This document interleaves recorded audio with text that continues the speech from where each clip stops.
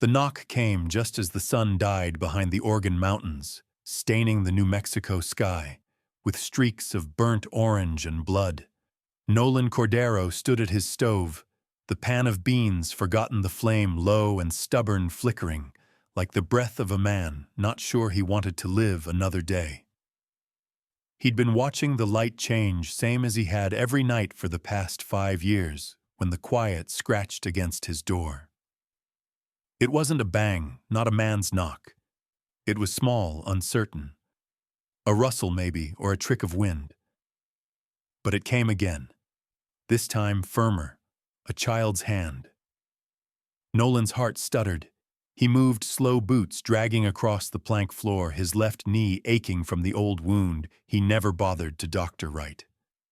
The shadows in the room stretched tall behind him, lengthened by the dying sun and the kerosene lamp flickering on the table. He paused at the door. The last time he'd opened it for someone unexpected, it had been the midwife, and she hadn't saved anyone. He unlatched the bolt and pulled the door open. A girl no taller than his saddle stood on the porch.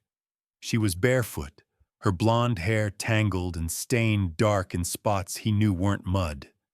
Her face was streaked with tears and dust, and the dress she wore was torn at the shoulder. The hem ragged like she'd walked too far and too hard. But it was her eyes that hollowed him out. Wide. Blue. Desperate. "Can we sleep in your barn?" she whispered. "Please, Mama's hurt real bad." His gaze dropped past her. A woman lay slumped against the porch rail, half hidden in shadow. One arm cradled her midsection, the other lay limp. Her dress clung to her like wet paper. Blood pooled beneath her, soaking into the old cedar boards. Nolan's stomach turned cold. "Sweet Jesus," he muttered, stepping past the girl. He knelt, instinct taking over where memory faltered. Her breathing was shallow, rasping through cracked lips. Face swollen, bruised. One eye nearly swollen shut. Her shoulder jutted wrong, and beneath her dress, her ribs rose and fell with uneven rhythm. She was young. Younger than he expected. No more than 30, and she'd been beaten within an inch of her life. The little girl stood behind him. Silent. "What's your name?" Nolan asked, gently glancing up. "Lucia. Lucia Ramirez." "That's my mama." "Well, Lucia Ramirez," he said quietly, "you and your mama aren't sleeping in the barn." He moved with careful hands, slid his arms under the woman, lifting her slow and close. She didn't weigh much. Hunger had stripped her down to bone and pain. She moaned once, her head lolling against his chest, and then went still. Lucia ran ahead of him, pushing open the door wider with both hands. Nolan carried the woman inside, past the stove and his solitary table, straight to the room he hadn't entered in years. The room where Sarah had died. He laid the woman Maria on the bed that had been untouched since that night. The linens were still white, though the scent of cedar had long faded. Nolan pulled back the quilt. His hands trembled, not from fear, but fury. Not at her, but at whatever monster had done this. He'd seen wounds like this in the war. He'd seen them after. But never like this. Not on a woman dragged to his doorstep. Lucia hovered in the doorway, small fists clenched at her sides. "She fell down a lot," she said quietly. "On the trail. She kept falling." Nolan swallowed hard. "She's here now. We'll take care of her. But I need water, Lucia. You know the pump out front." She nodded and ran. Alone again, Nolan exhaled. The weight of her on his chest had been too real, too human, too broken. He glanced around the room. Sarah's trunk still sat at the foot of the bed.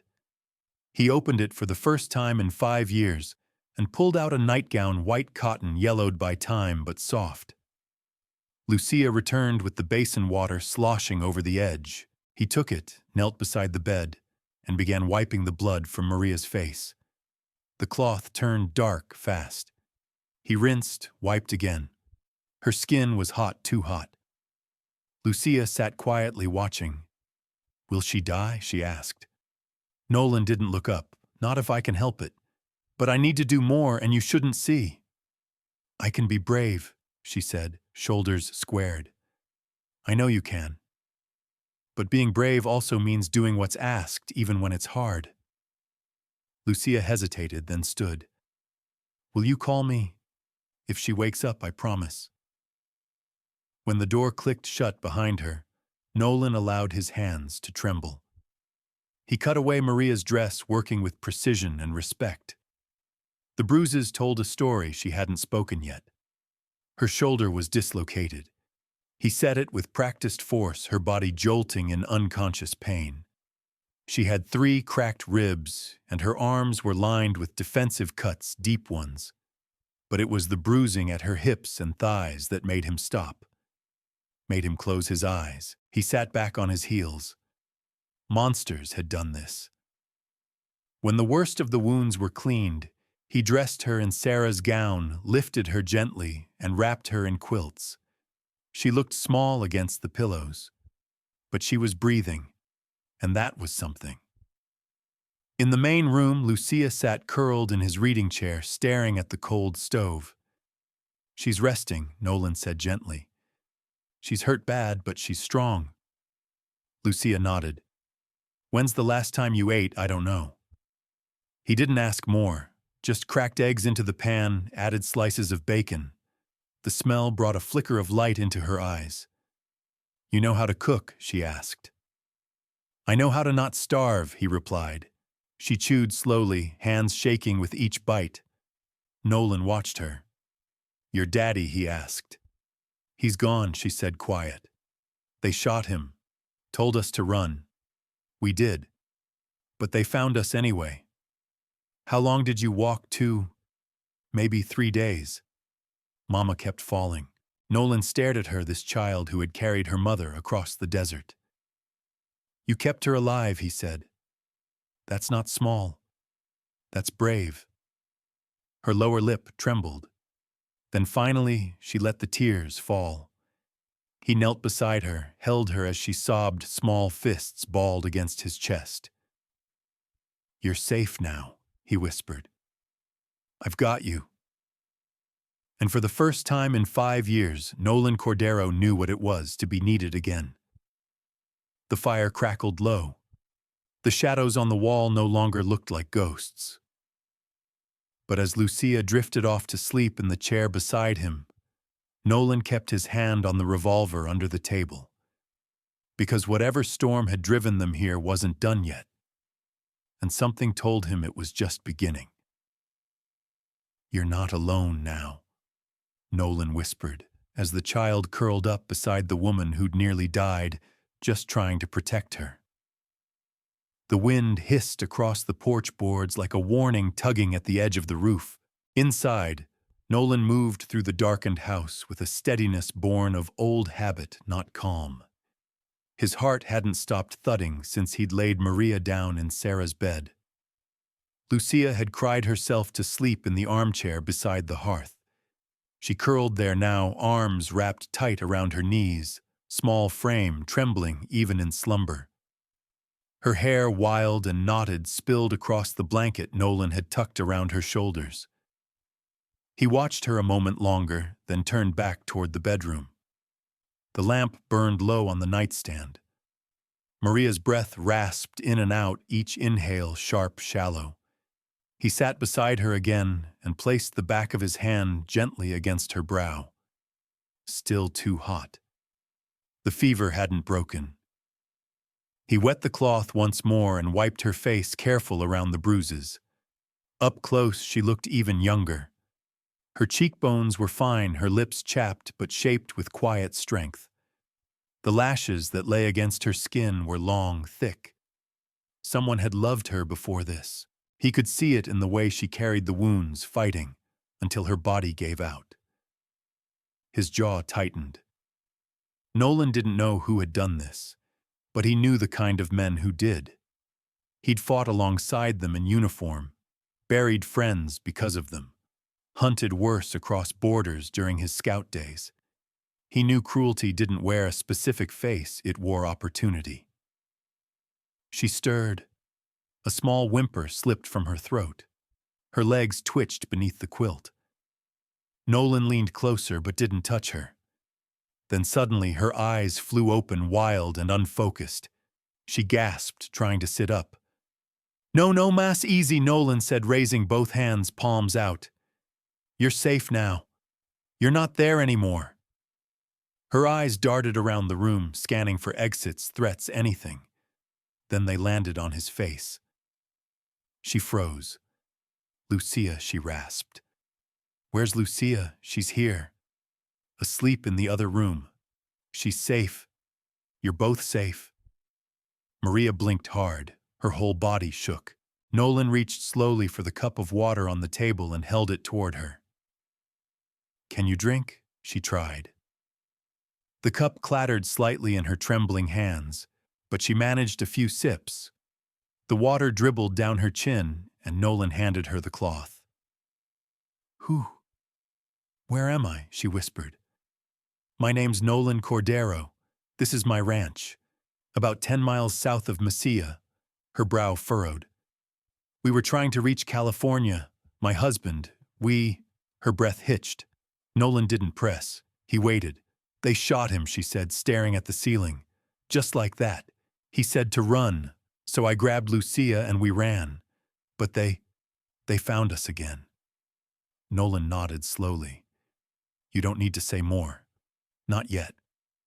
She closed her eyes again. "Is she really safe?" "She's sleeping. Ate a full plate of eggs and bacon earlier. Brave little thing." A faint smile twitched at the corner of her mouth. "She always was stronger than me." "I don't believe that," Nolan said softly. She opened her eyes again. "You helped us. You could have turned us away." He shook his head. "I buried my wife and son 5 years ago. Haven't spoken much to another soul since. But when your girl knocked on my door, it was like the wind shifted."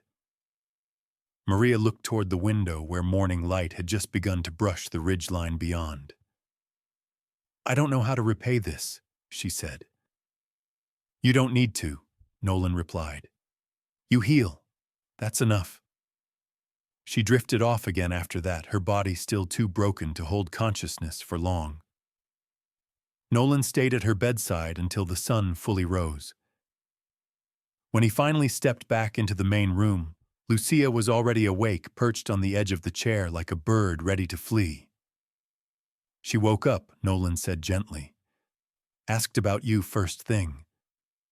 Lucia scrambled to her feet. "Can I see her?" "She's sleeping again, but you can sit beside her if you're quiet." He led her in. Lucia climbed carefully onto the edge of the bed and nestled into the crook of her mother's arm, tiny fingers resting against Maria's hand.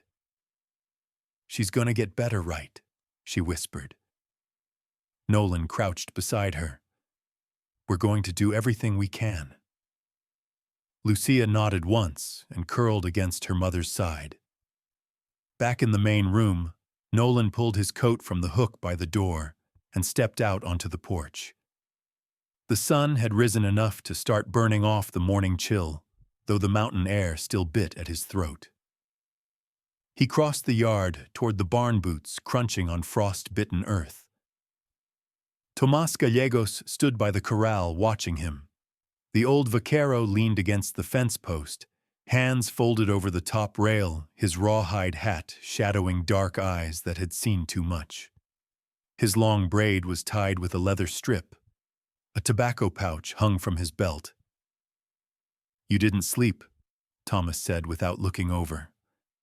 "No. I saw the blood on the porch. That girl yours," Nolan shook his head. "They're strangers. Walked here from somewhere near the Jornada." She knocked. Her mother collapsed. She'd been beaten near to death. Thomas nodded slowly, jaw tight. "And you put her in the room." "I did. First time you've opened that door since Sarah." "I know." Thomas finally turned to face him. "You didn't just bring them in patron," he said quietly. "You've brought the dead back to this house." Nolan said nothing for a long moment. I don't know what else I was supposed to do. Tomas reached into his pouch and pulled a twist of tobacco, rolling it between his fingers. The wind changed last night, he said. I smelled it. Something coming. Not rain. Nolan met his gaze. You think it followed them? I think whatever did that to the woman doesn't let go easy. You'd best be ready. I'm not letting anything touch them again. Thomas spit. Then you'll need help. Nolan nodded. I was going to ride to the village, ask Doña Estela to come. The girl's strong, but the woman... She's slipping between pain and fire. Tomas's eyes narrowed. Then ride. Estela's hands still know how to pull the fever from the bones. I'll be back by noon. Be careful, Thomas muttered. Ghosts don't come alone. They carry their killers with them. Nolan looked back toward the house. Sunlight hit the windows now. For a moment it almost looked warm inside, but he knew better. He saddled his mare and rode for the healer. He rode like a man who'd been waiting for a reason to fight again. And now he had two. One was sleeping in Sarah's bed. The other had knocked on his door. Her life was not mine to save, but I was going to save it anyway. The desert rolled beneath the mare's hooves, hard-packed and humming with memory. Nolan kept his eyes ahead, the wind rushing past him, flattening his coat against his ribs.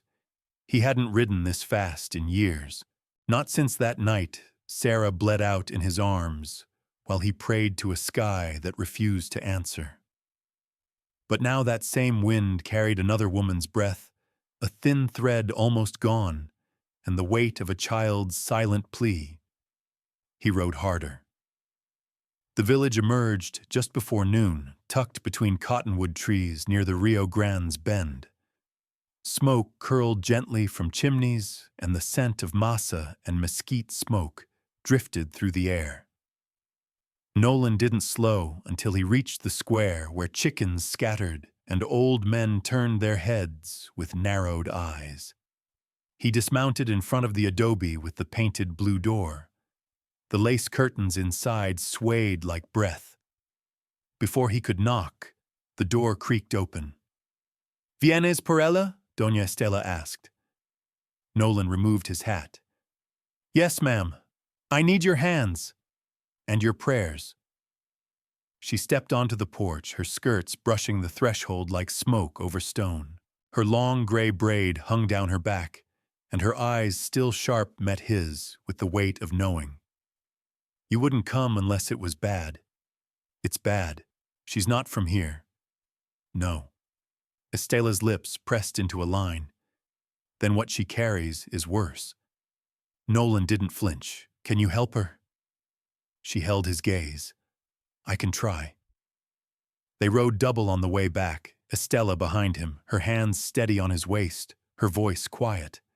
She hummed a low tune, one she'd sung to dying soldiers and birthing mothers alike. Nolan said nothing, letting the rhythm settle into his ribs. When the house came into view, he felt something tighten in his chest. Not fear, something older, like a door creaking open after being sealed too long. Thomas met them at the barn, his eyes darting between Estela and Nolan. "She's fading fast," he said. Estela swung down from the horse like a younger woman and strode toward the house. Nolan followed his boots, kicking up dust. Inside, Lucia sat beside her mother, arms wrapped around Maria's shoulders. The child didn't cry, didn't speak. She simply held her, as if her small body could anchor her mother to this world. Estela knelt beside the bed. She touched Maria's brow, then pulled the quilt down to inspect the bruising. Her fingers moved gently like wind over water. Then she looked at Nolan. "She needs more than herbs. She needs time. She doesn't have much. Then we borrow what we can." Estela unwrapped a bundle of sage rue and yerba buena. She lit a coal from the fire and set the herbs to smolder in a clay bowl. The smoke curled into the corners of the room, thick and bitter. Maria stirred, coughing weakly. Lucia Estella said, her voice low, "Go wash your hands. We'll need them clean." Lucia obeyed without question, her feet padding across the floor. Estella turned to Nolan. "Hold her shoulders.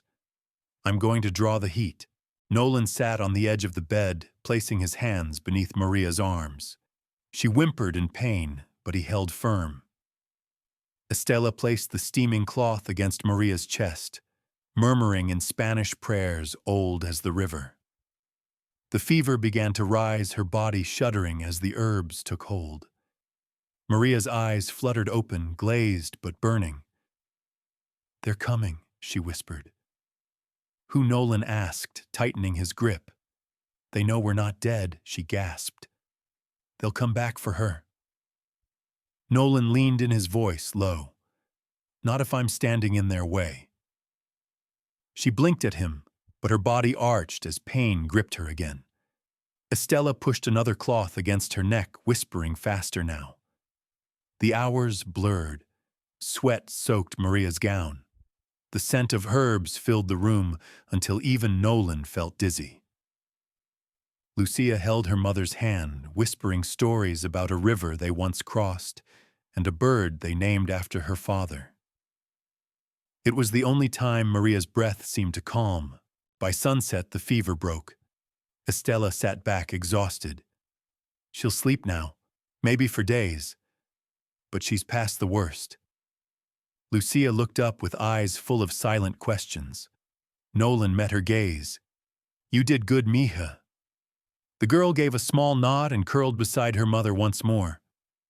In the kitchen, Estella poured herself a tin cup of water. Her hands shook as she drank. "You're still bleeding inside, Nolan," she said quietly. "Don't think I can't see it." He leaned against the doorframe, arms crossed. "Let me carry this," he replied. "Just this once." Estella looked over her shoulder at him. "She isn't Sarah, I know, but something in her woke you up." Nolan didn't respond. He stared out the window, watching dusk settle over the land like a blanket. Estella rose, her knees creaking. "I'll stay a few days, but if she's right and someone's coming, I'll be ready." She touched his arm. Death doesn't always knock. Sometimes it rides in through the gate. That gate's got iron bolts now. She studied him. Let's hope they hold. That night, as the moon climbed over the desert hills, Nolan sat on the porch with his rifle across his knees. The breeze carried the scent of sage and wood smoke. Inside, the house breathed a little steadier. And for the first time in years, so did he. The quiet ones remember everything, and Lucia remembered where the bruises came from. Nolan watched the sunrise from the fence line, the sky brushed in copper and rose. His fingers curled around a hot mug of coffee as he scanned the horizon, mind still half on the memory of Maria's fever breaking. The woman was still asleep in the back room, wrapped in silence, her chest rising steady for the first time in days. But it wasn't her that had kept him awake last night. It was Lucia. The little girl had risen at dawn, same as him, her steps soundless on the wood floor. She didn't say a word, just sat on the top step of the porch, with her knees pulled to her chest, hugging them tight, eyes fixed on the fields. Nolan approached her now, slow and careful, like you'd approach a spooked colt. "Mornin'," he offered, keeping his voice low. She didn't look at him. "I remember the color of his boots." That stopped him short. Nolan sat beside her, resting his forearms on his thighs. "Dark brown," she whispered, "with a scar across the toe. Mama said never to look up at him, but I did once." Nolan didn't press her. He waited. He smelled like burnt tobacco, and his voice, it was soft when he was angry. That's when it was worst. Her arms tightened around her knees. He took her ring, the silver one from my abuela, said it looked better on his hand. Nolan set the mug down and reached into his coat pocket. He pulled out a small leather pouch and handed it to her. "What's this? Keep it," he said. "Inside cedar shavings and dried lavender. For nightmares. My grandmother used to say it helped little ones sleep." Lucia opened it, sniffed, then held it close to her chest. "Does it stop them from finding us?" Nolan looked out across the pasture. "No, but I do." Estella joined them before breakfast, her braid still damp from the basin. She watched Lucia as she fed the chickens, the girl moving with practiced care eyes, always darting to the fence line. "She's learning how to look over her shoulder," Estella said. "Too young for that," Nolan muttered. "We all are the first time." They spent the morning quietly. Maria slept on. Estella made tortillas from scratch, the smell of masa and lard filling the house. Lucia helped roll them out, small hands working beside Estella's gnarled ones. She didn't smile, but there was a calm in her shoulders Nolan hadn't seen before. By midday, Nolan was fixing a loose hinge on the barn door when he heard a sharp whistle. He looked up to see Thomas riding fast down the ridge road, dust billowing behind him. Nolan stood, heart already rising. Thomas reined in hard. "Tracks," he said, breathless. 3 riders, maybe 4, about a mile out. One of them got a limp, dragging his left boot like it's busted. Lucia, standing at the barn's edge, went still. Her face paled. "That's him," she whispered. "That's how he walks." Nolan's jaw tightened. How close they veered west, but I figure they're circling, scoping the land. They're not just passing through. Nolan nodded. "Saddle the black. Bring the rifle down from the loft." Estella stepped out from the house. "You can't shoot ghosts, Nolan. They're not ghosts. They're men. And I've dealt with worse." She walked toward him, gaze hard. "What's your plan?" "Start a war with a girl inside who flinches at her own shadow." Nolan looked past her toward the house. "She needs to know someone will stand. And if they burn this place down, then I'll rebuild. With stone this time." Estella paused, then softened. "Be smart. Be still. Let them show their hands first." He gave her a nod, but there was a tension in his chest he couldn't shake. He'd let one woman die under his roof. He wouldn't let it happen again. That night the ranch fell into a hush, the kind of silence that pulls at the back of your mind like a warning. Even the owls held their breath. Lucia curled in a cot beside her mother's bed, clutching the lavender pouch. Nolan stood watch at the window, shotgun propped against the frame. Every creak of wood, every whisper of wind outside made him shift his weight. Hours passed. Then a knock. 3 soft taps. Not on the front door, but on the barn. Nolan's breath stopped. He slipped out the side door and crossed the yard, barefoot, silent on the earth. Moonlight cast long shadows across the corrals. He approached the barn, back to the wall. Inside, he heard the faint shuffle of boots, a creak of leather. He kicked the door open and leveled his rifle. "Don't shoot," a voice rasped. "Ain't here to fight." Nolan squinted into the dark. A man stepped forward, hands raised, weather-beaten mid-40s, wearing a brown duster. "My name's Eli Ruiz. I'm not with them." Nolan didn't lower the gun. "Who are you with?" "Nobody now." Eli looked down, used to ride with Ramon. Nolan's eyes narrowed. Ramon hurt that woman and her girl. "I know," Eli said quietly. "I saw it. I got out." "What do you want?" "I came to warn you." "Ramon ain't circling. He's waiting. 2 miles out near the dry creek bed. He's got eyes on you." "Why tell me?" Eli stepped closer. "Because the girl, she's his sister." Nolan's breath caught. What he took her from their mother. Claimed her. Said it was to settle a debt. But he treats her like property. Like punishment for someone else's sins. Nolan's grip on the rifle faltered just slightly. Eli looked up. She's family, but she don't belong to him. A rustle behind them. Thomas emerged from the shadows, rifle raised. He telling the truth, Thomas asked. Eli nodded. He's coming, and he's bringing fire. Nolan lowered his gun. Then we'll bring something stronger. As dawn broke, the winds shifted east, and so did fate. Every man had a breaking point, and I was real close to mine when he called her his.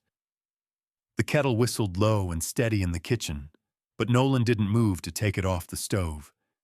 His eyes were fixed on the barn door, his thoughts burning hotter than any flame under the tin pot. Eli's words kept circling his brain like a vulture over dead brush. She's his sister, but he treats her like she don't bleed. He gritted his teeth and rubbed a hand down his face, the stubble on his jaw rough like sandpaper. Behind him, Estella poured the hot water into a chipped mug, her movements slow but deliberate. You're shaking, she said, voice even. I'm not, you are. I've seen you ride through gunfire steadier than this.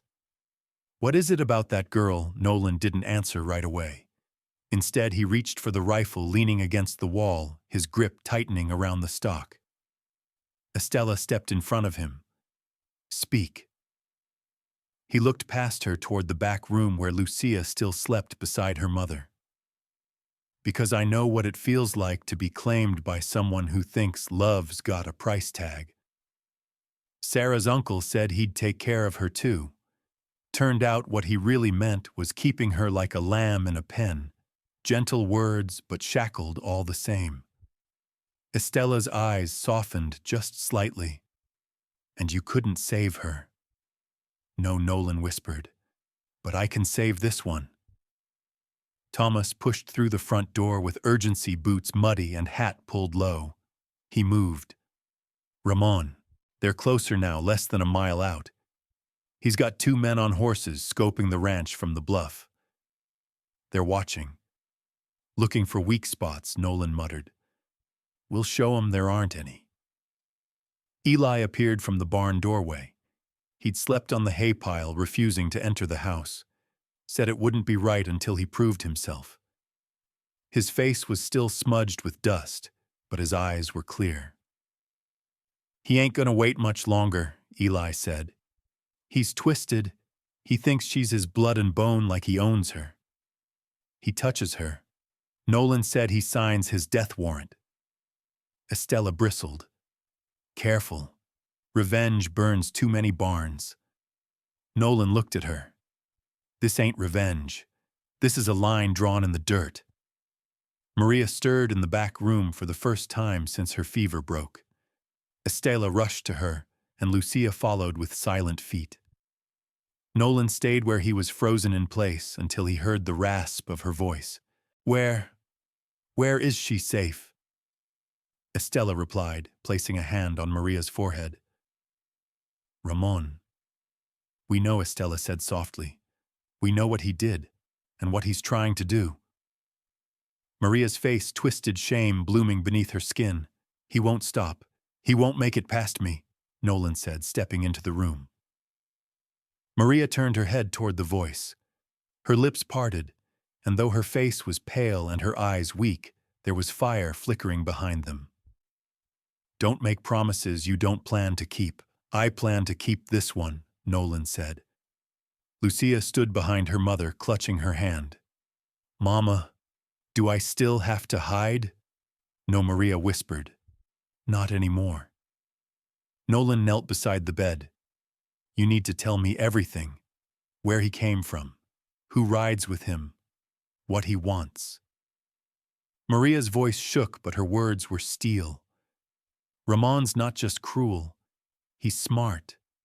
When he wants something, he makes it sound like love.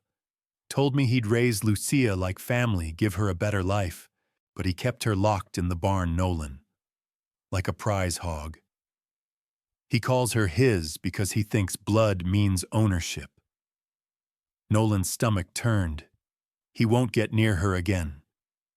Outside, the wind began to pick up. Dust rose in swirling gusts as the clouds darkened with the scent of rain. A storm was gathering, and it wasn't just in the sky. Nolan stood full height now. "I need your permission, Maria, for what to end this, however it needs to be ended." She looked at him a long moment, then nodded. "End it." By late afternoon, the trap was set. Tomas rode out with Eli to circle around the creek bed where Ramon's men had camped. Estella kept Lucia and Maria in the storm cellar, locking the heavy wood door with a cross nailed to the beam. Nolan stood in the barn loft, rifle at the ready, watching the path from the ridge. He'd spread fresh hay near the corral gate to make it look like the girl was still tending to chores. Beside the water trough sat a shawl. Maria once wore something Ramon would recognize from a distance. The first rider appeared just as the thunder rolled low in the distance. Then a second, and behind them, Ramon. Nolan saw the limp in the saddle, the scar on the boot. And then he heard it. Lucia Ramon's voice cut through the wind like a blade. "I know you're here, Muñeca. Don't make me come find you."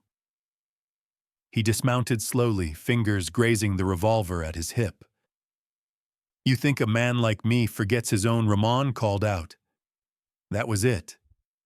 Nolan stepped out from the loft, boots landing heavy in the hay. "She's not yours." Ramon turned a smirk curling across his mouth.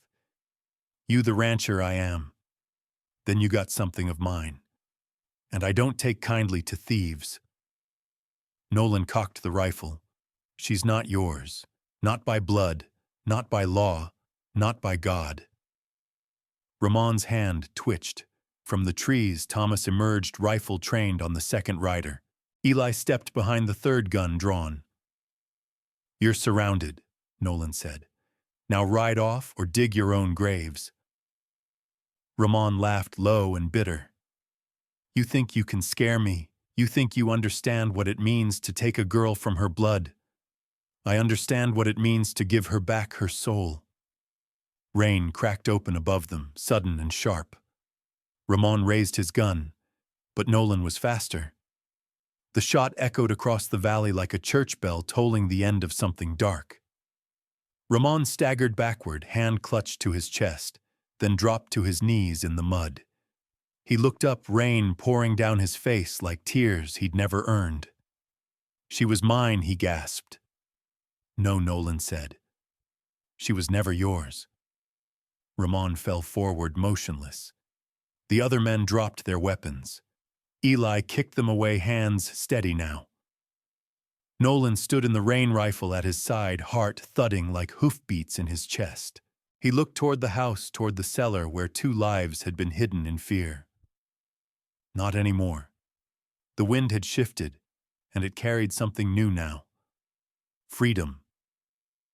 She didn't cry when we told her he was gone. She just stepped outside and started planting wildflowers. The morning after Ramon's death arrived, soaked in silver light. The storm had passed, but its memory still clung to the trees and the eaves of the ranch house. Mud pooled at the corners of the barn.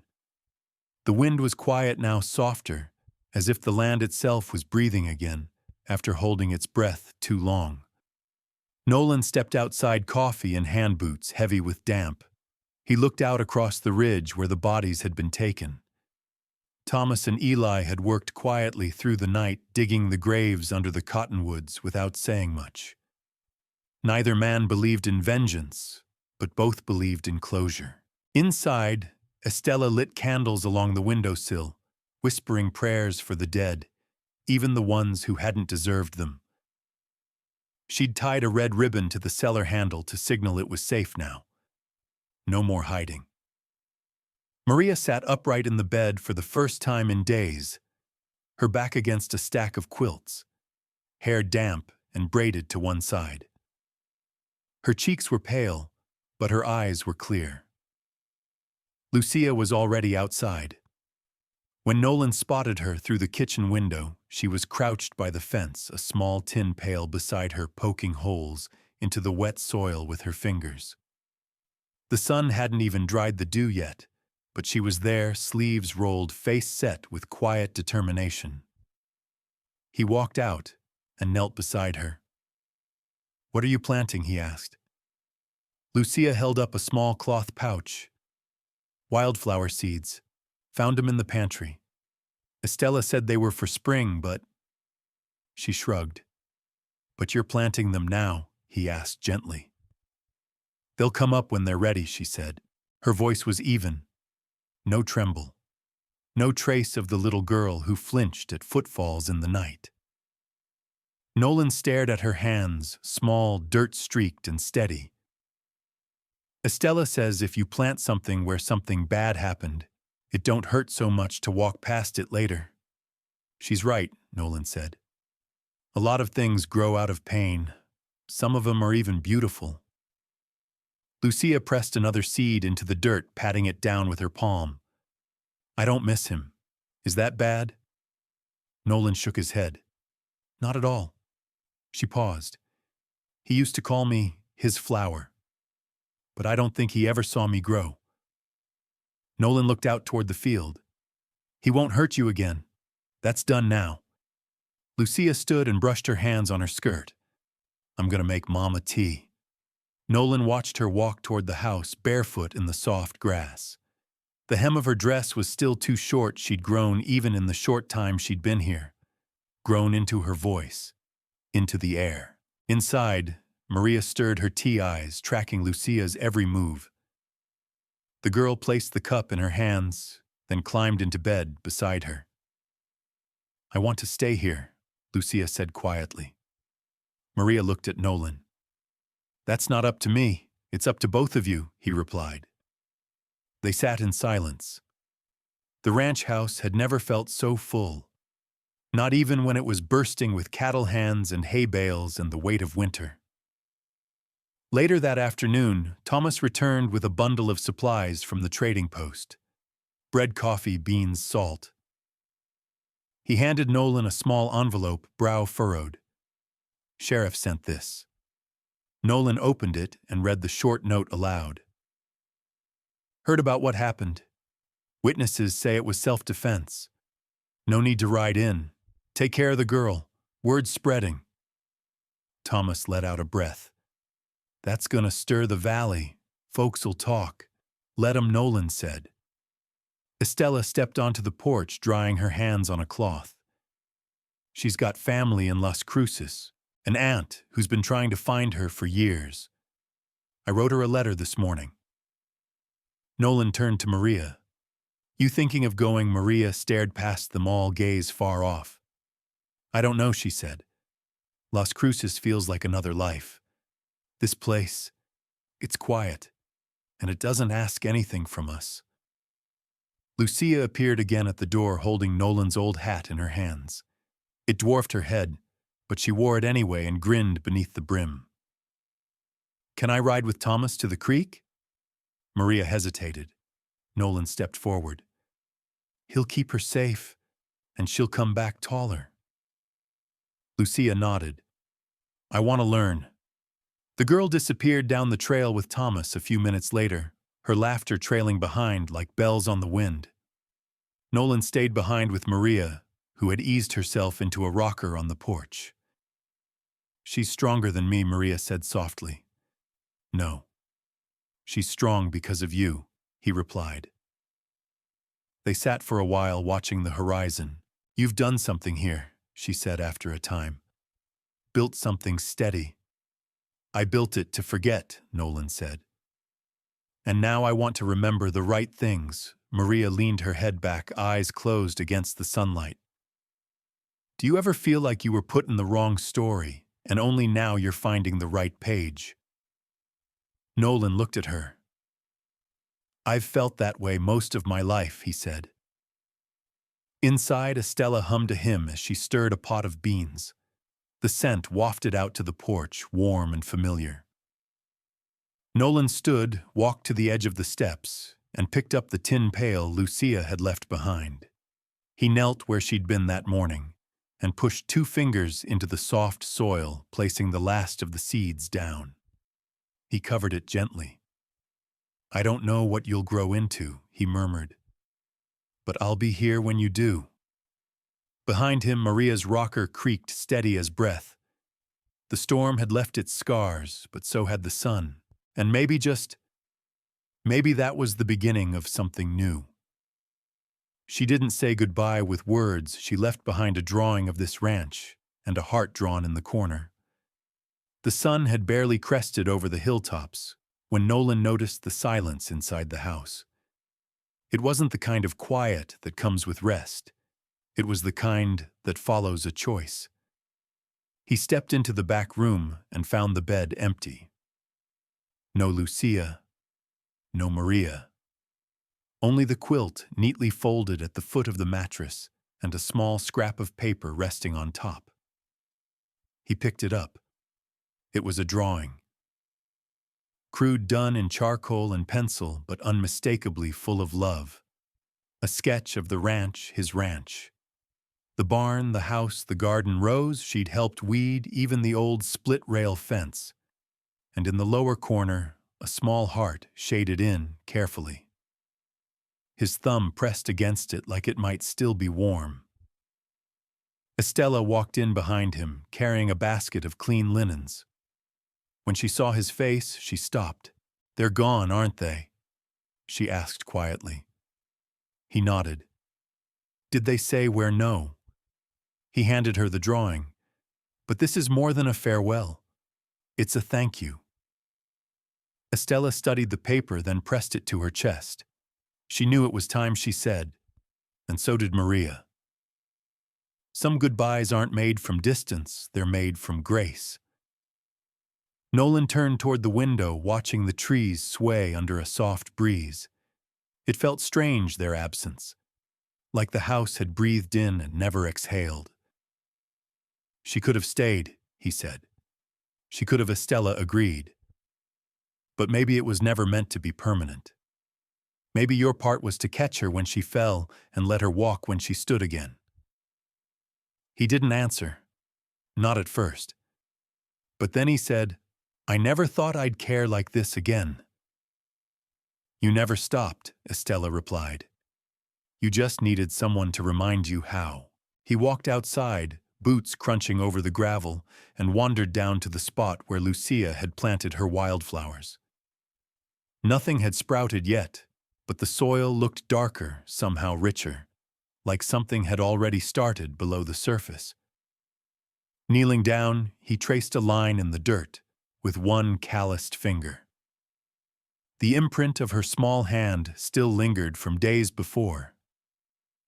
He sat there for a while, not doing anything, just listening to the wind and the whisper of bees waking in the thistle. The sun warmed his shoulders, and the ranch stretched out before him like an old friend, faithful even in grief. By mid-morning, Thomas rode in with a letter from Las Cruces. Nolan met him at the gate. "Found this at the trading post," Thomas said. "Postmark was yesterday." Nolan tore it open with steady fingers. The handwriting inside was uneven, careful. "Dear Nolan, we didn't want to wake you. We didn't know how to say goodbye without it hurting. Maybe it was always supposed to hurt a little. We're going to my aunt's.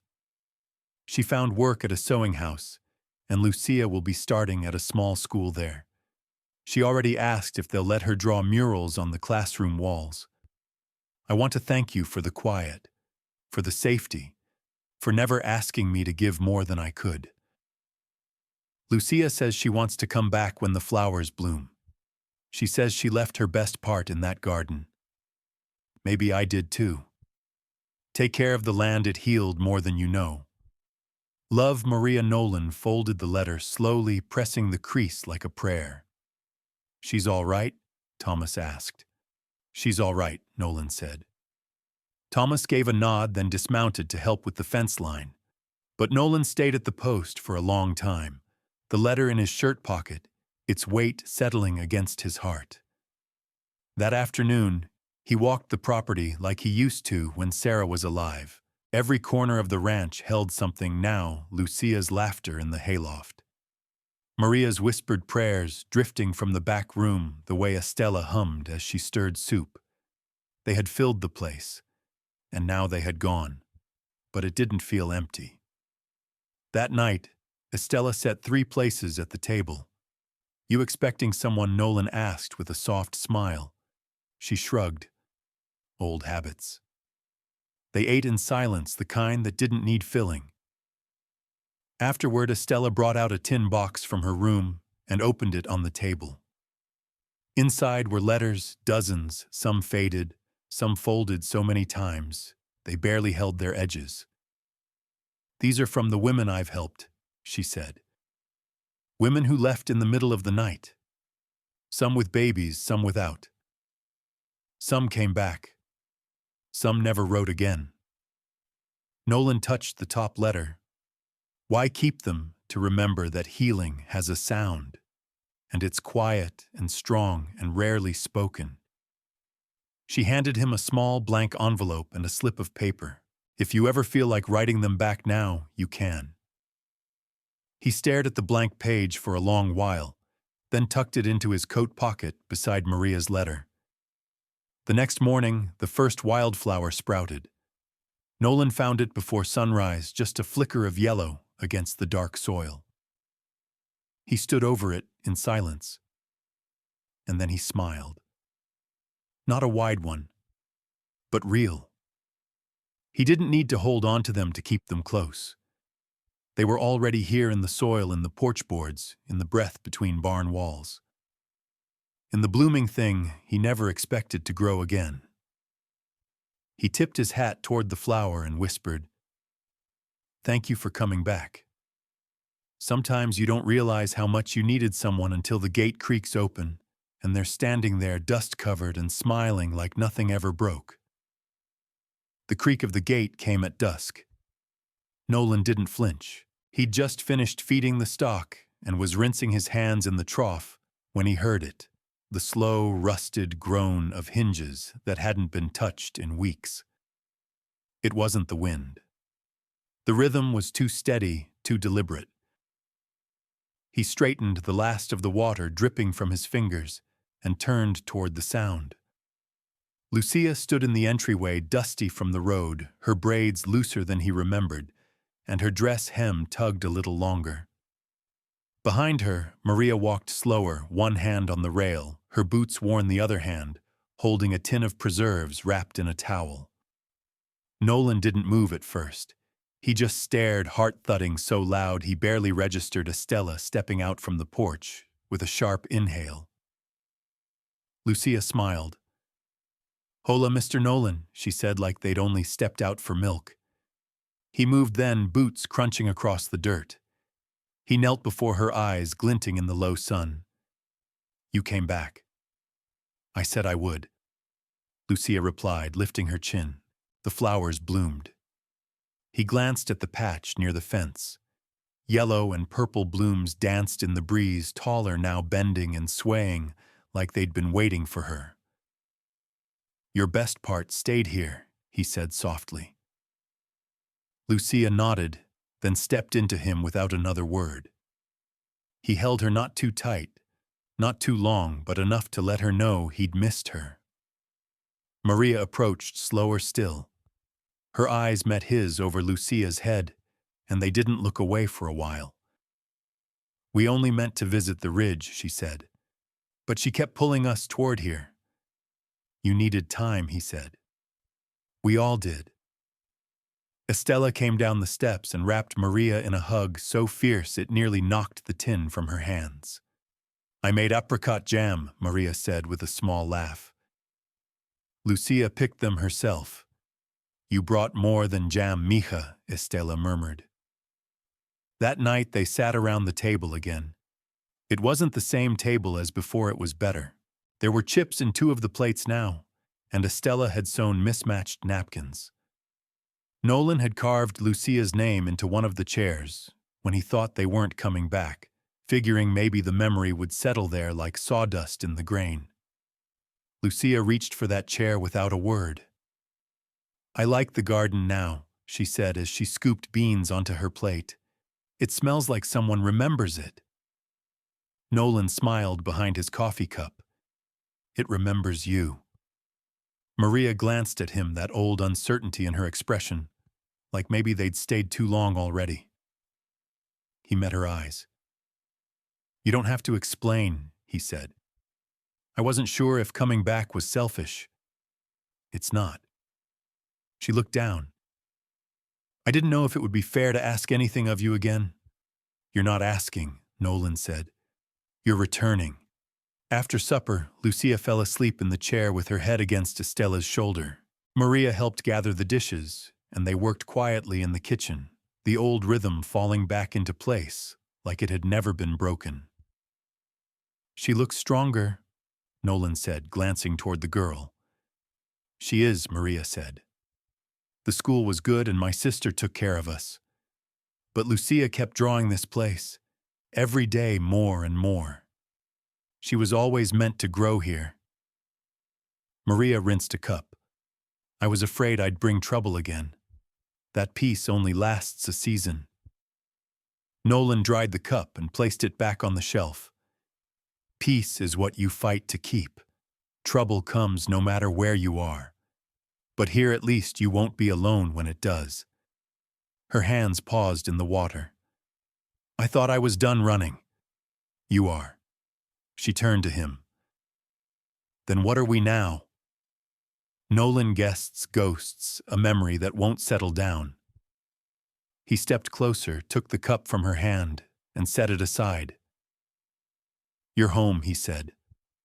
Maria didn't speak again. She just stood there, water dripping from her fingers, her eyes locked on his like she was searching for something she'd buried long ago and forgotten the name of. He didn't move. Neither did she. But the silence wrapped around them like a promise.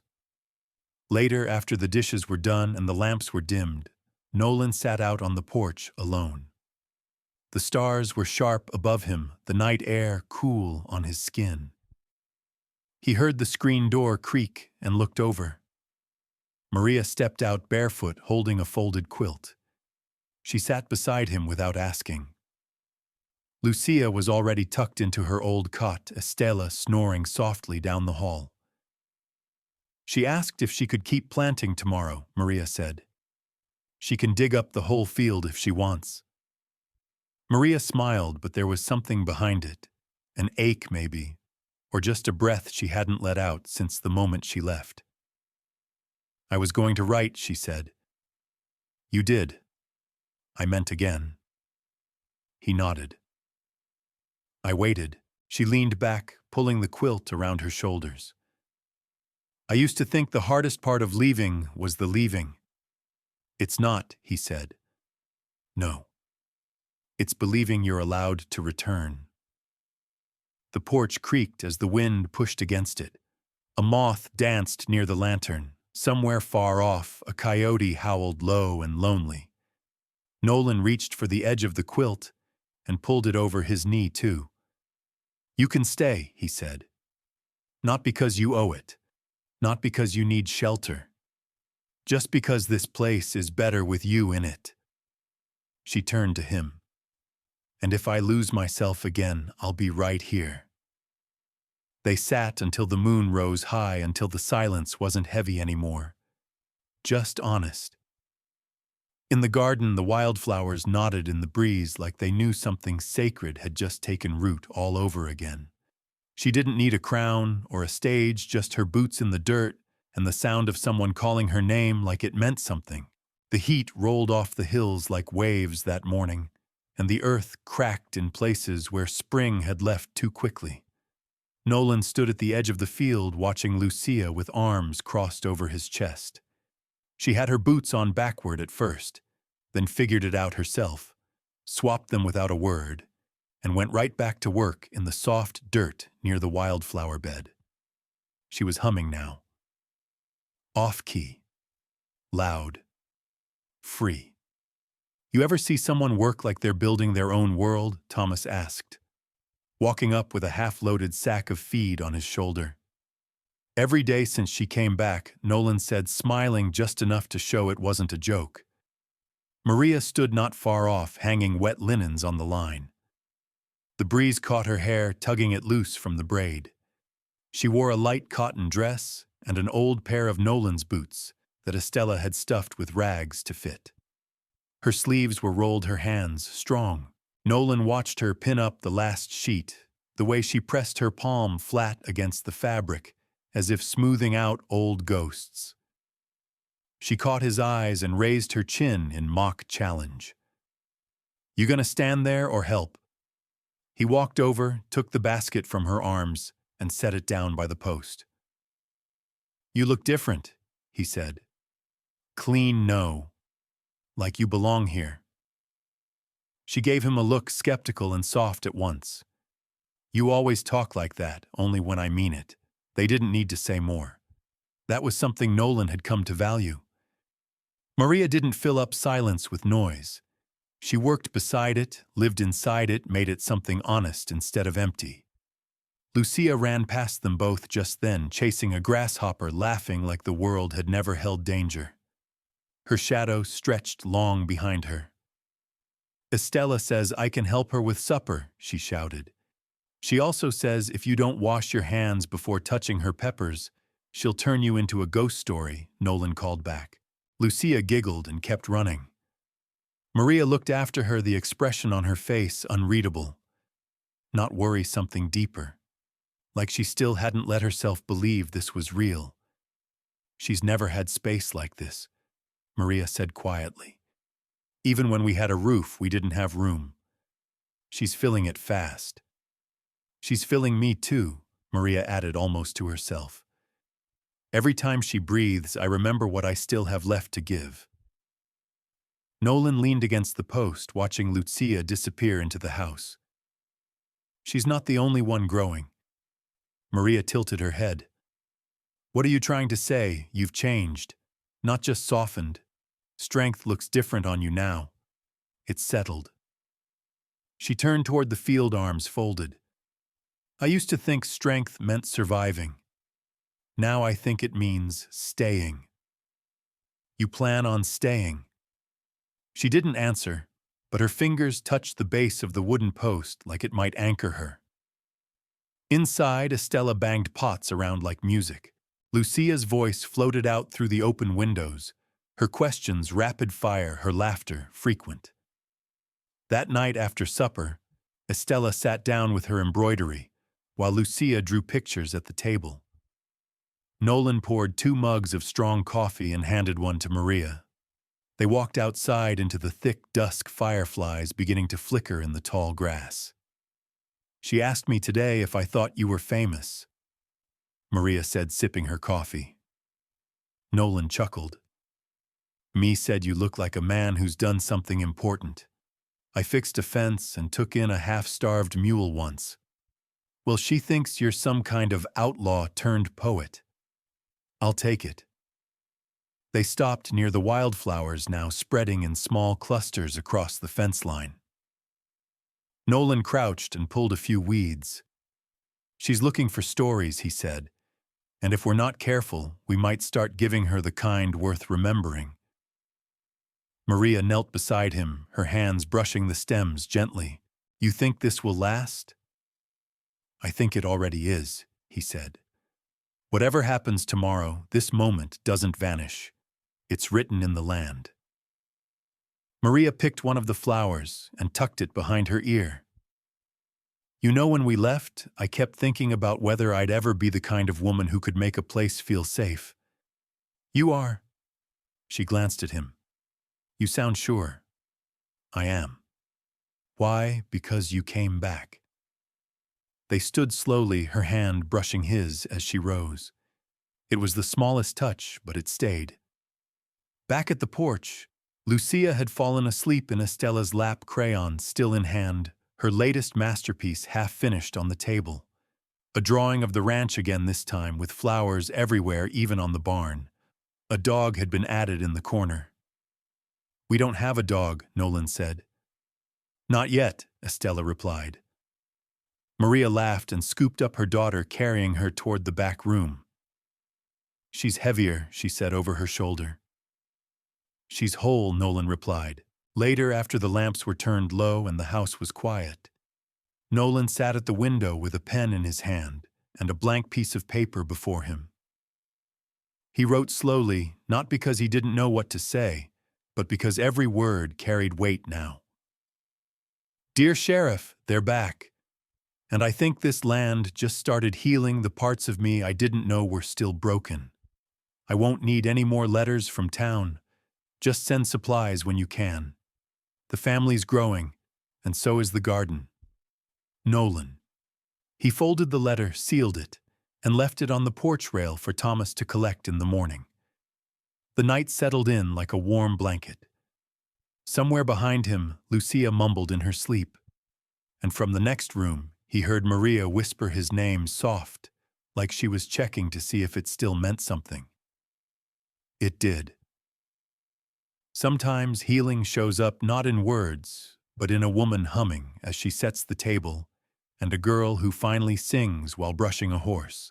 The early light spilled across the ranch like honey warm and golden, touching everything it could reach. Birds flitted along the fence line and dew clung stubbornly to the tall grass. Nolan stood at the edge of the barn, arms crossed, watching Lucia. She was in the corral with Sable, the old mare who'd once kicked at shadows and wouldn't let anyone within a few feet. Now she leaned into Lucia's touch as the girl brushed her sides in long, even strokes, murmuring a half-sung tune with no words. Nolan didn't interrupt. She was barefoot, her hair still tangled from sleep, but her eyes were clear and her humming steady. Peace wasn't something Nolan had ever tried to define before. It had always felt like a dream someone else was lucky enough to catch. But watching that girl, he thought maybe this was it. Not quiet, not stillness, but the return of song. From the kitchen, the sound of clattering plates and a voice humming an old folk tune drifted out the open window. Maria's voice low, unpolished, but steady. She moved like she belonged in that house now, like the floor remembered her footsteps. Estela sat in her rocker near the fire, peeling apples into a basin. Her knife moved quick and sure, the slices curling into spirals as thin as paper. You hear that? She asked Nolan when he walked inside. I do. 2 songs in one morning. It's a holy thing. Nolan poured himself a cup of coffee and leaned against the counter. She hums when she's safe, he said. Estela raised an eyebrow. You mean both of them? He nodded. She's been organizing the pantry, Estela continued. Said if we're staying, she wants to know where everything is. Already rearranged my flour and herbs, Nolan chuckled. You let her woman need something to claim. Might as well be the kitchen. Maria appeared in the doorway just then, hands on her hips, apron smudged with flour. You talking about me like I'm not here? She asked. Only good things, Estela replied. Maria gave Nolan a sideways look. She's lying. He sipped his coffee. Probably. But I'm enjoying it. She rolled her eyes, but her smile lingered. After breakfast, Maria stood on the porch, her hands resting on the rail, gaze sweeping the open land. This is the first place I've lived where I don't wake waiting for a knock, she said softly. Where I don't rehearse excuses in my head, just in case someone wants to take something from me. Nolan joined her, resting his elbows beside hers. No one's coming for you now. I know, she said, but sometimes fear doesn't get the memo. They stood in silence for a while. You ever think about expanding? She asked, nodding toward the far side of the property. Used to, he said. Before. Why'd you stop? No reason to build something when you don't have someone to share it with.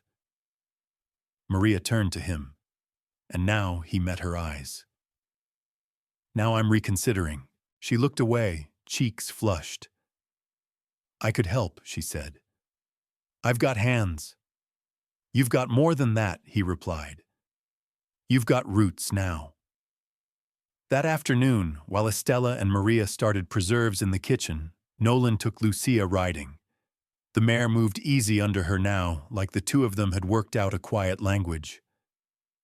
The girl sat tall in the saddle, grinning each time the wind caught her hair.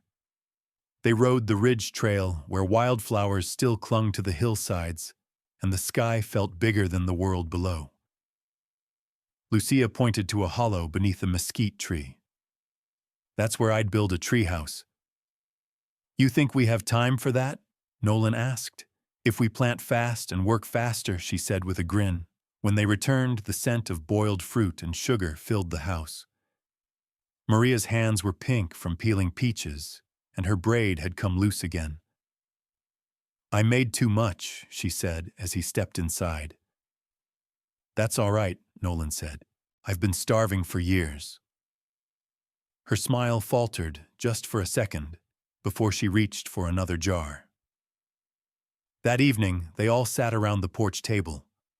Fireflies blinked across the yard, and a soft breeze stirred the lantern light. Tomas rode in just before dusk, his horse tired, but his face bright. Brought you something, he said, reaching into his saddlebag. He pulled out a worn ledger and dropped it on the table. What's this? Nolan asked. Land deeds. For the northeast parcel. Sheriff says no one's claimed it in decades. It butts up right against your property. Maria looked over Nolan's shoulder as he flipped through the pages. Could plant corn, she said. Or build. Nolan looked at her. You think we're ready for that? I think we're already doing it. Lucia climbed onto the railing barefoot and grinning. If we build something, can I have a room with a window on both sides? You dreaming already? Nolan asked. I've been dreaming since we left, she said. Now I want to stay awake for it.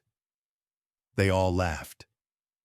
Later that night, after the table was cleared and the house was dark, Nolan sat on the porch with Maria beside him. She leaned into him this time, head resting on his shoulder like she'd finally let gravity work in her favor. I never thought life could slow down like this, she whispered. I never thought it would be allowed to. He tilted his head to rest against hers. You don't need permission to be happy. No, she said. But I'm glad I found someone who didn't wait for me to ask. The stars blinked above them like small promises, and the ranch still alive with the smell of fruit flowers, and dusk hummed quietly beneath their feet. Not loud, not flashy. Just enough to remind them that healing was never a moment. It was a song. And they were all learning to hum. Fictitious. She didn't need anyone to hand her a new life. She was already stitching it together with thread sweat and second chances. The old Singer sewing machine thumped a steady rhythm in the corner of the porch, its pedal squeaking under Maria's boot. She leaned forward, tongue caught between her teeth, brow furrowed as she guided fabric beneath the needle. Lucia had torn the hem on her favorite dress again, chasing grasshoppers, and Maria wasn't about to let that dress go, not when it had become a symbol of something. Survival, maybe. Joy, definitely. It was mid-morning, and the sun hadn't yet burned off the last of the chill. Nolan leaned on the porch post, whittling the edge of a fence slat into a smooth curve. His knife moved slow, easy. He wasn't shaping anything in particular, just keeping his hands busy, while his eyes followed the woman seated at the machine. Looks like you've got a rhythm, he said, nodding to the cloth as it slid beneath the needle. Maria didn't look up. You think raising a girl through 3 counties without a dollar left me without skills? I think you're the most resourceful person I've ever met, he said. She grinned, finally glancing at him. Careful. I might believe you. Lucia burst out the front door, barefoot and bright-eyed. Mama Estella says I can help with the canning if I wear my apron. Then you better wear it with pride, Maria said, tying off the last stitch. It's not just an apron, it's armor. Lucia wrinkled her nose. Aprons aren't armor. They are when they come with love sewn in a stella called from the kitchen window. Nolan laughed under his breath. I guess that makes Estella our general. Maria stood folding the dress over her arm. She's definitely in charge. They moved through the day like a well-rehearsed dance. Maria mended clothes and organized supplies for winter. Nolan repaired a loose fence rail and worked the backfield with Thomas. Estella gave Lucia kitchen duties and sharp orders, both of which the girl followed with a proud, upright posture. There was no thunder that day. No running, no slammed doors. Just work. At one point, Nolan paused in the barn, wiping sweat from his neck, and caught a glimpse of Lucia sitting on an overturned bucket, writing something in a small notebook. Her lips moved as she scribbled. The pencil was worn down to its stub, but she guarded it like a sacred thing. "What are you writing, mija?" he asked. She didn't even glance up. "A recipe. For happiness." He smiled. "That's a hard thing to measure." She shrugged. "Estella says it's a lot like cornbread. You don't know it's perfect until it's out of the oven." Nolan nodded. "Sounds about right." When the sun started to dip, Maria climbed the ladder to the loft of the barn, a basket in her hands. Nolan looked up from where he was stacking the last of the hay. "You hiding up there? I'm organizing," she called. "Estella says, if we're going to have more animals next spring, this place needs to make sense. You sure you don't want to take a break?" "I don't remember the last time I could work for something that was mine." He didn't argue with that. He just passed her the second basket. Later, as the sky burned orange and gold, Maria stood at the fence line watching Lucia run barefoot through the tall grass arms stretched like wings. Estella sat on the porch rocker stringing beans. Nolan joined Maria, their shoulders brushing as they leaned on the top rail. "She's different here," Maria said. "So are you." She watched Lucia twirl in the grass. "When we were hiding, I used to wonder what kind of woman she'd become, if fear raised her instead of me. She's not afraid anymore. She still flinches in her sleep sometimes." "That'll pass." "And me?" Maria asked, not looking at him. He turned to face her. "You stopped flinching a long time ago." She exhaled slowly, like the words had pressed something heavy off her ribs. "You really believe that I believe in what I see?" She looked at him finally. "You always talk like that, straight from the chest. Only when it matters." The sun sank lower, the light stretching shadows across the land. Thomas rode back in, with 2 new calves trailing behind him on lead ropes. He gave Nolan a nod and waved to Maria before heading toward the stable. Inside, Estella and Lucia were already prepping supper corn cakes and beans and a pear cobbler that had filled the whole house with the smell of cinnamon. Maria set her hand lightly on Nolan's forearm. "Do you ever think about how much this place has changed since we came?" "I think about how much I've changed since you came," he replied. She didn't answer, just leaned in her head, resting gently against his shoulder. They stood that way until the last of the sun dipped behind the hill. That night, after the dishes were done, and Lucia had drifted to sleep with a book in her arms, Maria stepped out onto the porch to find Nolan sanding down the old rocking chair. "I thought you gave up on fixing that," she said. "I'm stubborn," he replied. "Besides, Lucia said she wants it on the front porch for when she gets older. She said that yesterday. Said when she's a grown-up, she'll sit right here every night and tell stories about the wild girl she used to be." Maria smiled and sat beside him on the step. "She's still wild. She's safe now. Wild can live in peace, too." They sat in the quiet, listening to the crickets chirp and the boards creak. "You ever think you'd build something like this?" she asked. "No," he said honestly.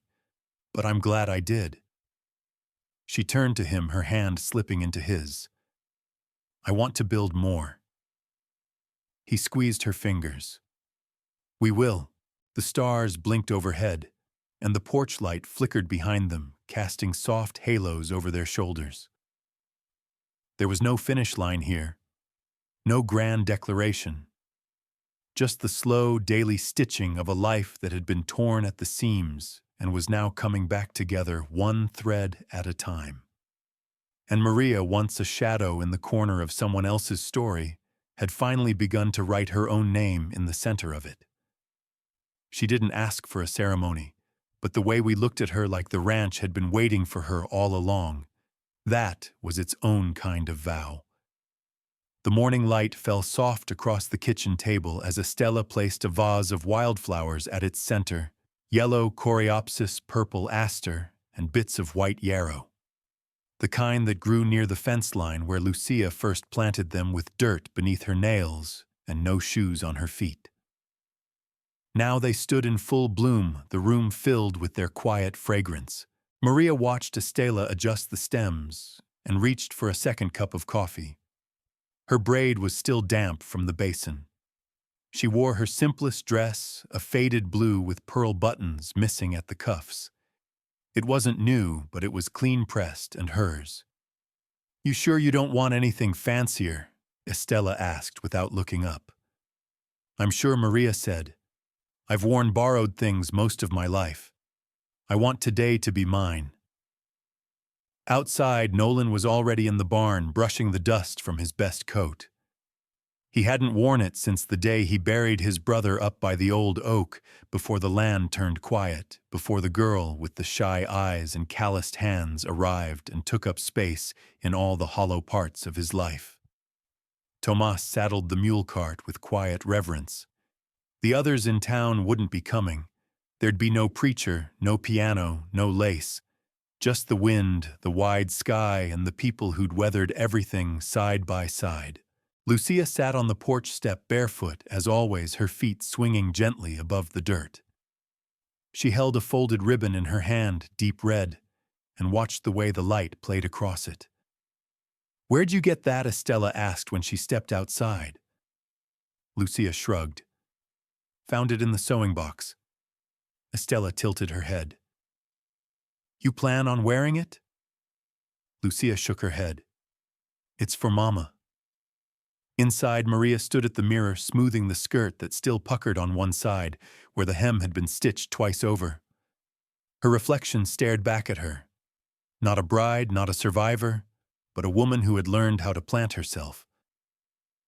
Lucia knocked once and stepped in, ribbon in hand. "I want you to wear this," she said softly. Maria turned, surprised. "Why?" "Because when you left, before you wore a scarf. But this time you're not leaving. You're staying. I thought maybe this could be your staying ribbon." Maria knelt and let her daughter tie it around her wrist like a bracelet. The knot wasn't perfect, but it held. "It's beautiful," she said. Lucia smiled. "So are you." Nolan waited by the grove where the cottonwoods curved in a quiet half-circle. The barn stood behind them like a witness, and the house with its porch swing and patched windows hummed softly in the wind. He didn't pace. He didn't fidget. He just stood. Tomas handed him a small bouquet Lucia had gathered. Nolan looked down at it, wild, a little uneven, but vivid and alive. He held it the way one holds something rare. Maria walked toward him slowly, the hem of her dress catching in the grass, the red ribbon swaying with every step. No music played. No one spoke. But the silence was sacred. When she reached him, he offered the flowers, and she took them. Lucia stepped between them, holding a piece of paper she'd written on with her careful, slanted print. "I wrote a few words," she said. Nolan and Maria both looked at her, listening. She cleared her throat. "My mama used to be quiet all the time. She used to say maybe love wasn't real. But now she hums. She laughs. And sometimes she lets herself rest. Mr. Nolan doesn't talk too much either, but he always shows up. He waits. He fixes things without bragging. And he talks to the horses like they're people, which is weird, but nice." They smiled. "I think love is when someone sees the parts of you that are broken and decides they're beautiful anyway." I think Mama and Nolan love each other like that. Lucia looked up, suddenly shy. That's all. Maria blinked fast, then reached for her daughter's hand. Nolan took Maria's other. No one said I do, no one needed to, because when their eyes met, the vow was already written. I'll stay. I'll hold. I'll build with you. Estella placed a hand over her heart and nodded once as if to say, yes, this counts. Thomas tipped his hat. Lucia tied another ribbon to the cottonwood branch and whispered something to the wind. The moment passed without fanfare, but it stayed. Settled into the bark of the trees, the dirt beneath their boots, the creak of the porch swing when they returned home later and sat side by side. That night the table held stew and biscuits and the last jar of summer preserves. They ate by lamplight, with hands touching over the table and voices low. Lucia asked if she could sleep in the barn loft just tonight, she said. I want to watch the stars and think about how today felt. Estella gave her a quilt and a warning about spiders. Maria stood in the doorway for a long time before bed, watching her daughter, her husband, the porch, the fields. This doesn't feel like a new life, she said, as Nolan wrapped his arms around her from behind. It's not, he said. It's just the right one. She rested her head against his chest. I didn't know you could come home to something you never had before. You can, he said, when you help build it. Outside, the ribbon on her wrist fluttered like a flag red against the dusk. And for the first time in her life, Maria didn't brace for something to end. She simply let herself belong. The educational lesson learned from this story is that healing often begins not with grand plans or loud declarations, but with small, steady acts of care, opening a door, sharing a meal, or choosing to stay when it would be easier to leave. It reminds us that even later in life, it is still possible to build something meaningful from what was broken, using patience, kindness, and shared work. The story gently shows that family is not only something we are born into, but something we create by standing beside one another through fear and change. And perhaps most importantly, it teaches that peace is not the absence of hardship, but the quiet confidence of knowing you no longer face it alone.